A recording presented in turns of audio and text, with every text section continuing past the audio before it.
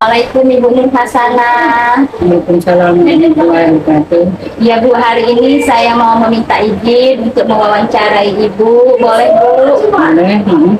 Ya Bu, wawancara ini terkait tugas saya sebagai calon guru penggerak, di mana ini tugas modul 3.1 Bu. Tugas demonstrasi konspektual pengambilan keputusan berbasis nilai-nilai kebajikan sebagai seorang pemimpin.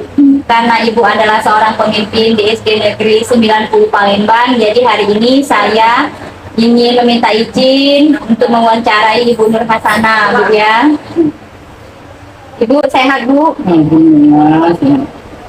Yang pertama, selama ini bagaimana Ibu dapat mengidentifikasi kasus-kasus yang merupakan dilema etika atau rujukan moral di sekolah ini Bu? Boleh saya jawab. Sebagai seorang pemimpin di sebuah instansi pendidikan, pasti akan beragam kasus yang akan dihadapi.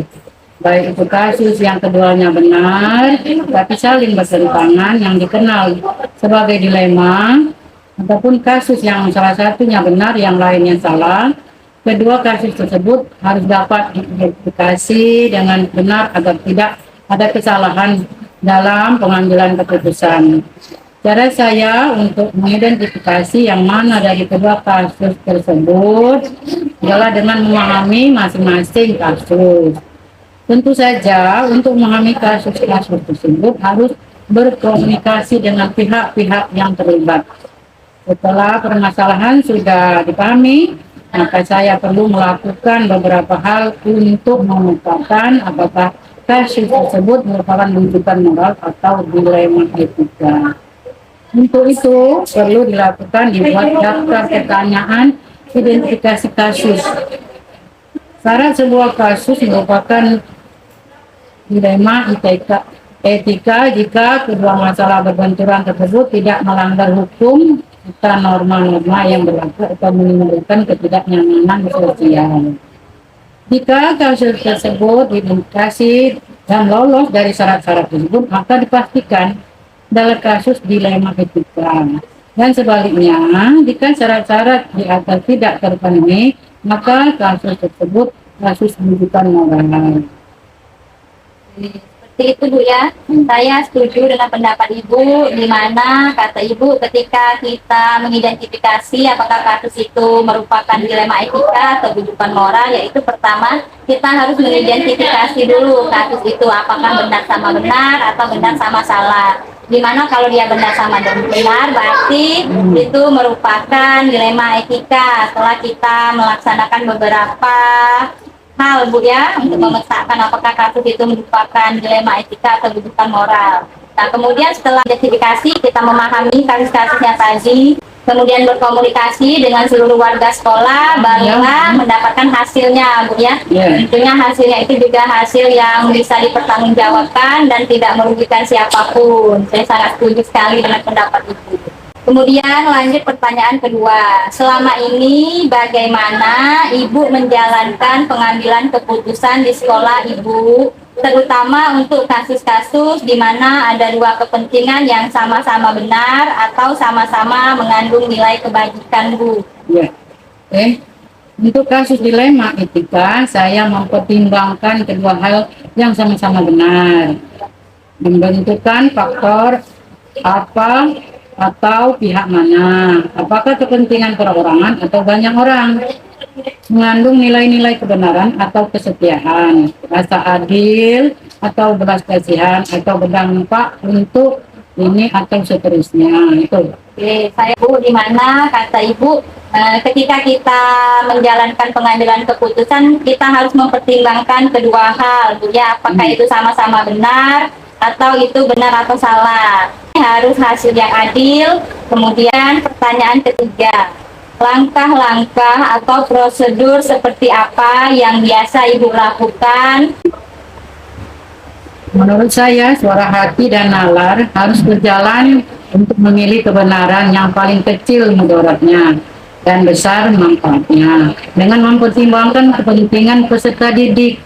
Jika kasus itu berhubungan dengan peserta didik, berdasarkan prinsip berpikir berbasis hasil akhir, berpikir berbasis peraturan, dan berpikir berbasis rasa peduli.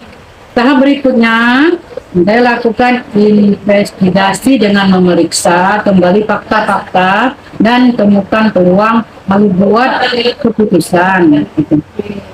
Saya juga sependapat ya dengan pendapat Ibu tadi, di mana kita harus mempertimbangkan kepentingan peserta didik, Ibu ya. Kita harus selalu keputusan harus berbasis hasil akhir atau berbasis peraturan, berbasis rasa peduli. Nah, setelah itu barulah kita investigasi dengan memeriksa kembali fakta-fakta yang telah kita dapatkan dan buat keputusan.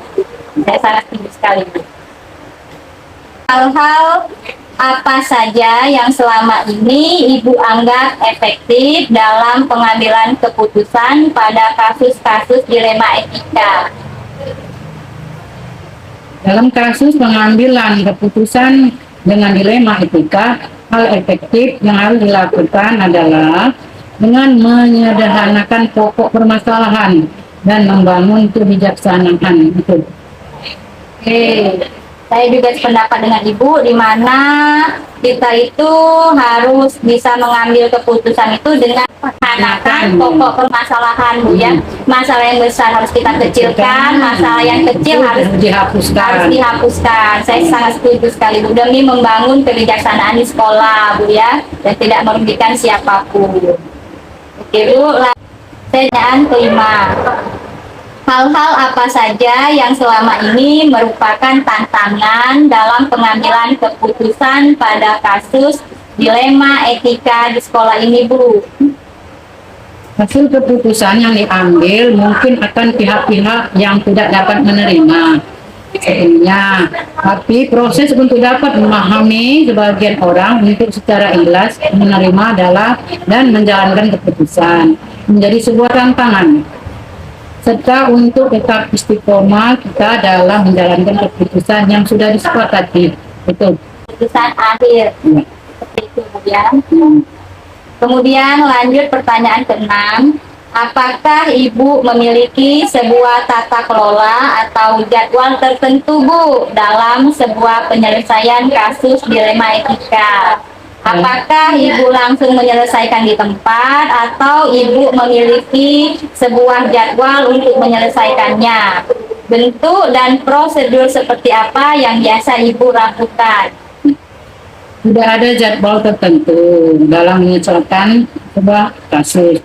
Prioritas kasus yang mana perlu diselesaikan secepatnya tergantung jenis kasus itu. Dan yang penting kasus tersebut diselesaikan secepatnya agar tercipta lingkungan sekolah yang sehat, kondusif buat semua warga sekolah. Gitu. Saya juga sependapat ya dengan Ibu, di mana ada sebuah masalah langsung segera diselesaikan, dan kasus yang besar harus menjadi kecil dan kasus yang kecil harus dihilangkan, ya. Oke. Yang ketujuh, adakah seseorang atau faktor-faktor apa yang selama ini mempermudah atau membantu Ibu dalam pengambilan keputusan dalam kasus-kasus dilema etika, Bu? Komunikasi yang baik dengan semua warga sekolah, pengelolaan emosi yang baik, dan pemahaman tentang teori pengambilan keputusan sebagai seorang pemimpin merupakan faktor yang mempermudah dan membantu mengambil sebuah keputusan dalam bekerja. Nah, faktor-faktor yang mempermudah atau membantu Ibu dalam menyelesaikan kasus-kasus dilema etika yaitu pertama komunikasi, Bu ya. Komunikasi itu sangat penting, apalagi pengelolaan emosi juga, Bu ya. Emosi yang baik itu sangat mendukung sebagai seorang pemimpin dan mempermudah dalam pengambilan keputusan. Jadi semuanya itu tergantung komunikasi. Komunikasi yang baik akan menghasilkan hasil yang baik. Ya. Dan pertanyaan terakhir, Bu ya. Dari semua hal yang telah disampaikan, pembelajaran apa yang dapat Ibu petik dari pengalaman Ibu mengambil keputusan dilema etika?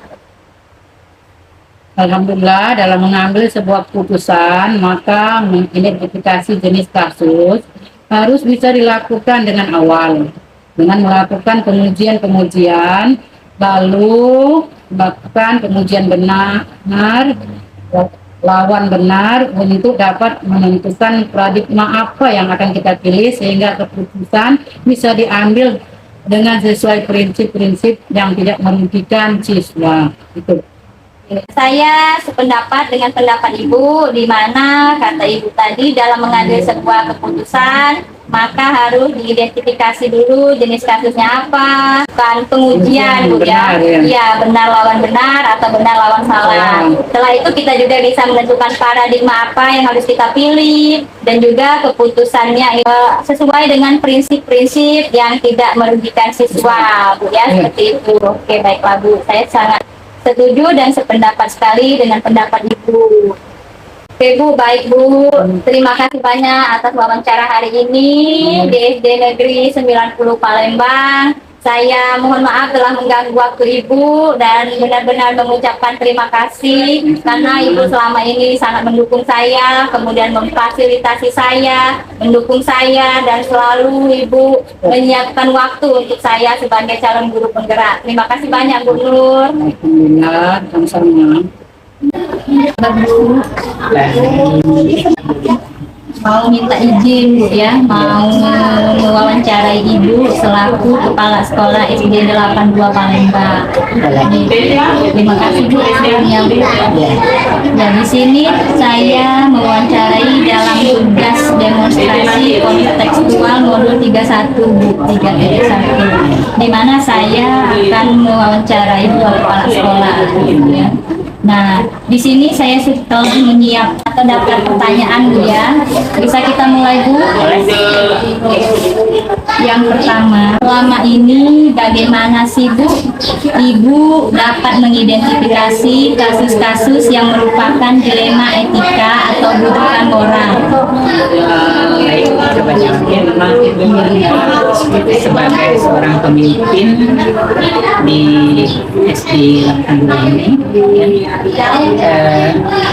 terutama di instansi pendidikan, jadi sebagai instansi pendidikan tentu pasti banyak kasus yang dihadapi, baik itu kasus yang keduanya benar tetapi saling bertentangan, yang kita kenal sebagai dilema etika, ataupun kasus yang salah satunya benar dan yang lainnya salah.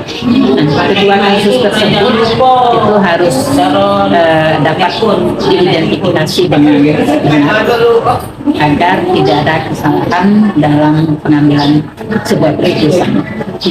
Kemudian cara saya dalam mengidentifikasi kedua kasus tersebut adalah dengan memahami masing-masing kasus tersebut. Tentu saja untuk memahaminya, saya harus berkomunikasi dengan pihak-pihak yang terlibat.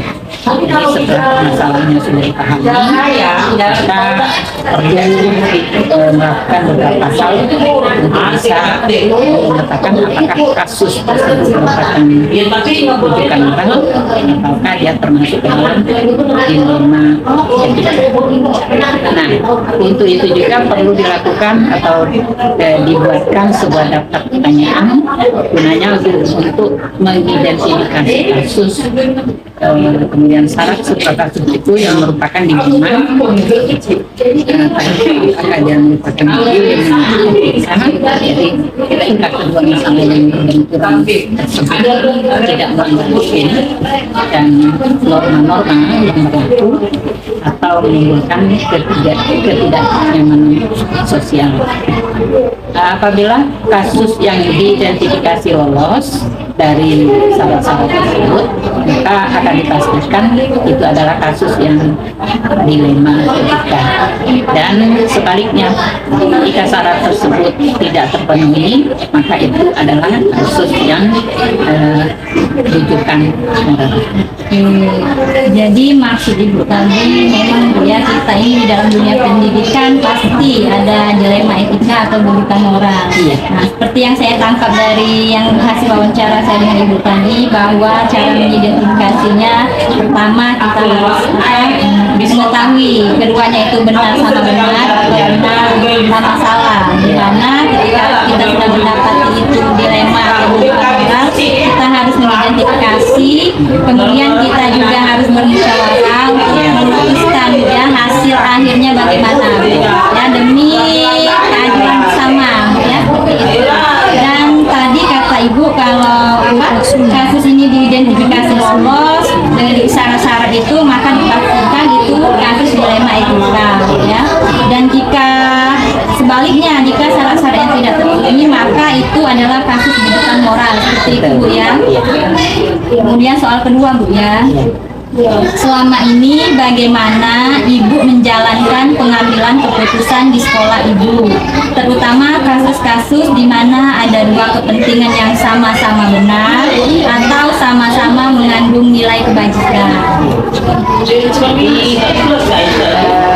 Untuk kasus-kasus yang menggunakan dilema etika, akan mempertimbangkan kedua hal yang sama-sama benar, itu akan membutuhkan faktor apa dan pihaknya, apakah kepentingan perorangan atau banyak orang, akan mengandung nilai kebenaran dan kesetiaan.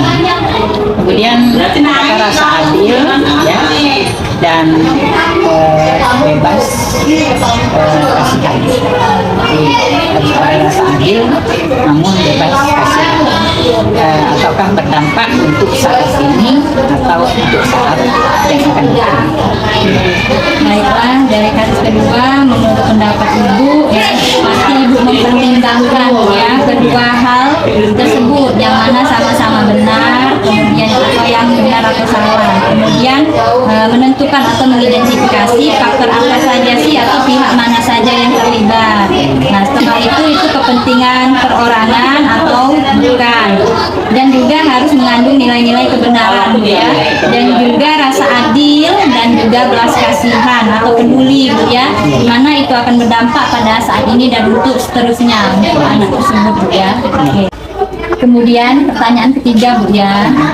Pertanyaan ketiga, langkah-langkah apa atau prosedur seperti apa sih yang biasa Ibu lakukan selama ini di sekolah Ibu?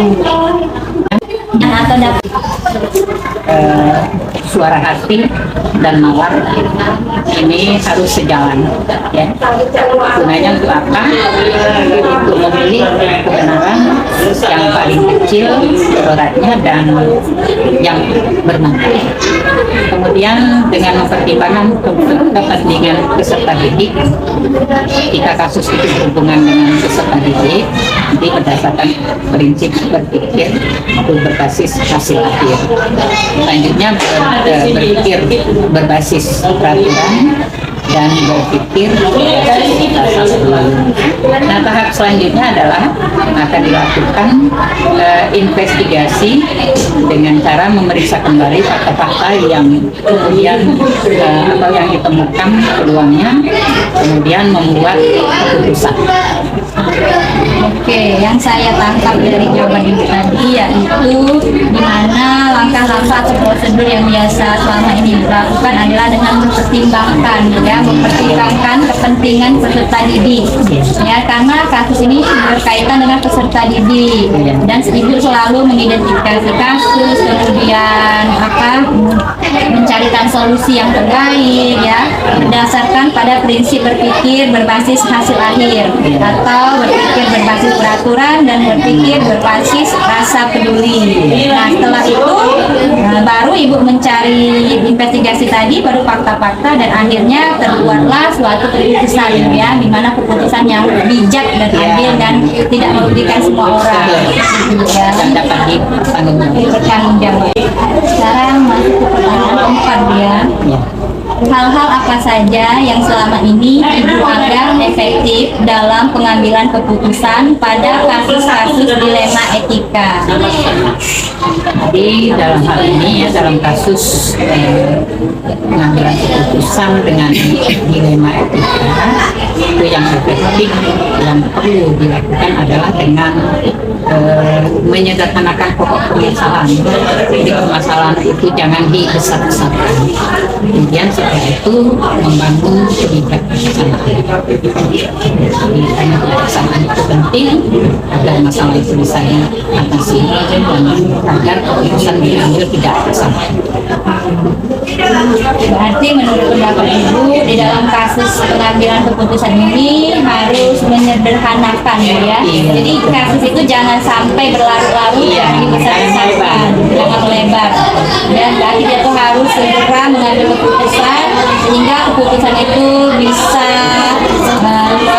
memberikan suatu efek yang efektif, membangun permasalahan selesai, menemukan solusi dan adil serta bisa dipertanggungjawabkan. Kemudian lanjut pertanyaan kelima ya. Hal-hal apa saja yang selama ini merupakan tantangan Ibu dalam pengambilan keputusan pada kasus-kasus dilema etika? Ya, dalam mengambil keputusan ini memang ada kalanya tentu saja ada pihak-pihak yang belum tentu semuanya dapat menerima. Mungkin saja ada pihak-pihak yang tidak menerima sepenuhnya, kemudian proses pemahamannya itu tidak sejalan dengan apa yang kita putuskan. Nah, untuk itu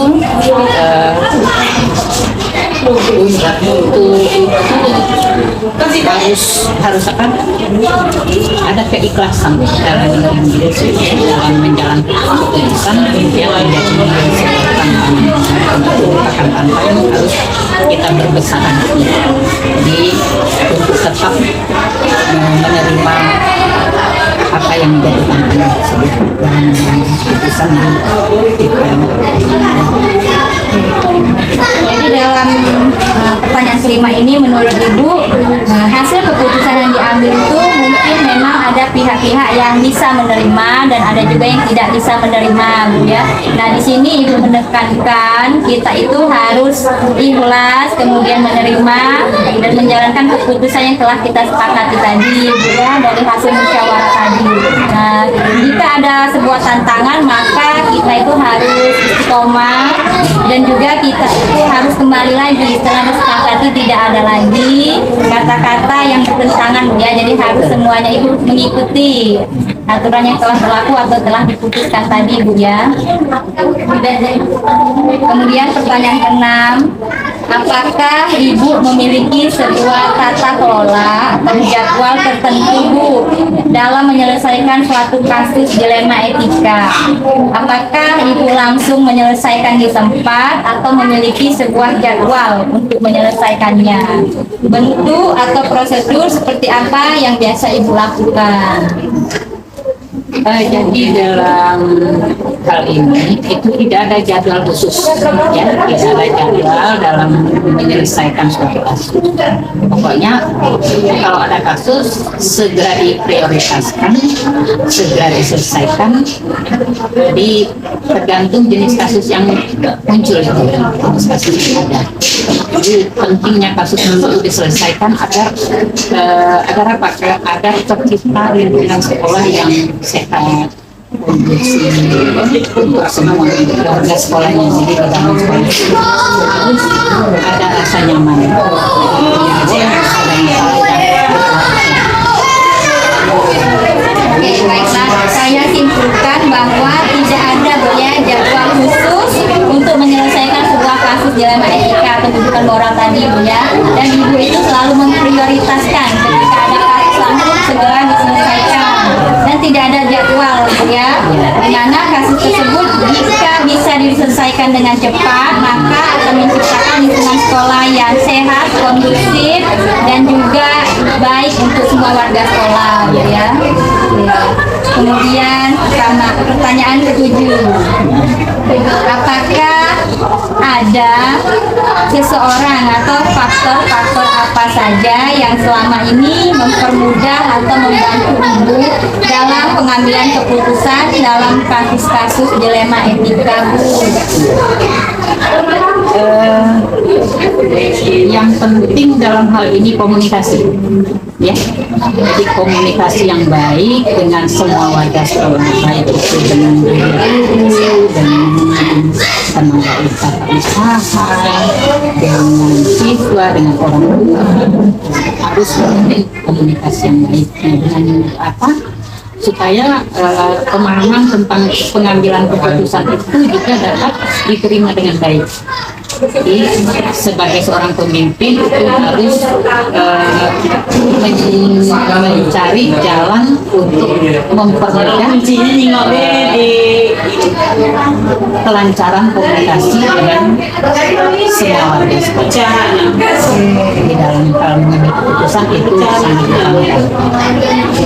Ya, jadi untuk pertanyaan ketujuh ini saya simpulkan bahwa komunikasi itu sangat perlu, Bu ya, sangat penting. Di mana komunikasi dengan seluruh warga sekolah, Bu ya. Jadi jika adanya komunikasi yang baik, maka pengambilan keputusan sebagai seorang pemimpin menjadi mudah. Akhirnya itu bisa diterima, Bu ya, dari hasil musyawarah tadi. Jadi keputusannya itu sudah sangat-sangat benar dan bisa diterima, Bu ya. Oke, pertanyaan terakhir, Bu. Dari semua hal yang telah disampaikan tadi, kemudian yang telah saya tanyakan tadi, pembelajaran apa sih yang dapat Ibu petik dari pengalaman Ibu dalam mengambil keputusan dilema etika di sekolah ini, Bu? Jadi yang dapat diambil bahwa dalam sebuah keputusan itu seorang pemimpin itu harus bisa mengidentifikasi jenis kasus yang ada, kemudian harus bisa melakukannya lebih awal. Jadi jangan ditunda-tunda, jika ada masalah langsung diatasi. Kemudian dengan melakukan pengujian, kemudian lagi pengujian itu benar lawan benar untuk dapat menentukan paradigma apa yang kita pilih, sehingga keputusan bisa diambil sesuai dengan prinsip-prinsip yang tidak merugikan siswa. Di mana pertanyaan 8 saya simpulkan, menurut pendapat Ibu dalam pengambilan sebuah keputusan harus diidentifikasi kasusnya, kemudian kita lebih awal, lebih cepat kasus itu identifikasi, kemudian kasus itu diselesaikan, maka akan lebih baik, Bu ya. Nah setelah itu setelah kasusnya itu diidentifikasi, kemudian benar lawan benar atau benar lawan salah, kemudian kita menentukan paradigma apa yang kita pilih dalam pengambilan keputusan dan juga menentukan prinsip-prinsip di mana hasil akhirnya itu harus tidak merugikan siswa, Bu ya, dan apapun keputusan kita itu harus bisa dipertanggungjawabkan, seperti itu, Bu ya. Oke, Bu, mungkin itu saja, Bu, pertanyaan dari saya, Bu. Terima kasih banyak Bu Nurmali atas waktunya. Sama-sama. Ya.